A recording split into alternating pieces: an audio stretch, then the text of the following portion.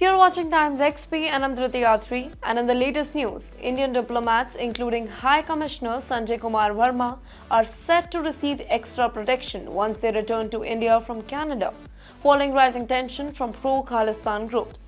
The move comes after secessionist group Sikh for Justice (SFG) escalated their threats, including a $5 lakh bounty to track Verma, who they accuse of involvement in the killing of pro-Khalistan figure Hardeep Singh Nijjar in Surrey, British Columbia.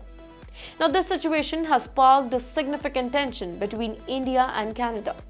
Now, back in June 2023, killing of Nijjar, a prominent leader advocating for Khalistan, was followed by Canadian Prime Minister Justin Trudeau's explosive claim in the Parliament alleging a possible link between Indian agents and the murder. Trudeau's statement deepened the diplomatic rift, leading to a tit-for-tat expulsion of diplomats from both the sides. Now, the security risk has heightened for Verma and Siddharth Nath, India's Consul General in Toronto. Both of them are perceived as high-priority targets. Nath, who took charge 2 months earlier, Nijjar's killing, is considered particularly vulnerable due to his recent appointment in Toronto, a city with significant Khalistan activists. Now, if we talk about the Indian perspective, then the ongoing threat against the diplomats reflect a deep concern about the activities of pro-Khalistan groups in Canada. India has long expressed its displeasure over Canada's failure to curb the rising influence of these groups, who are seen as promoting a separate agenda that threatens India's sovereignty and territorial integrity.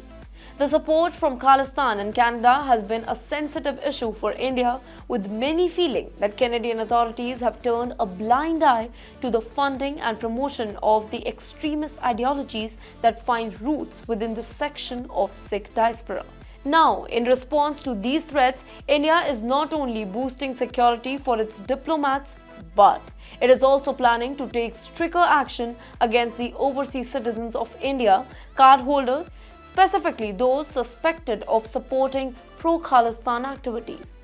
Now, this marks a significant shift in India's policy towards its diaspora in Canada, while OCI status has long been seen as a way for Indian diaspora to maintain strong ties with India, and there are talks of revoking these privileges for individuals engaging in anti-India activities.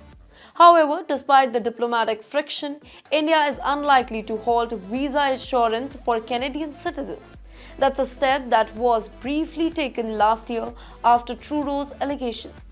Now, at the very same time, Prime Minister Trudeau has defended his government's decision to expel 6 Indian diplomats, including Verma, citing the need to address criminal activities that pose a threat to public safety in Canada.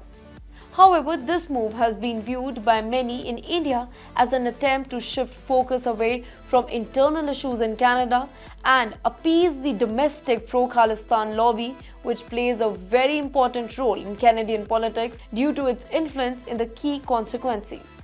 Now, for India, the threat against its diplomats and the ongoing tensions underscore a broader challenge, and that is managing its diplomatic relationship while addressing the rising Khalistan issue. Now, the pro-Khalistan movement, though largely marginalized within India, remains a significant issue in countries like Canada, where small but vocal group countries to push for a separate state, posing both diplomatic and security challenges for New Delhi. Well, for the follow-up news, do follow the channel.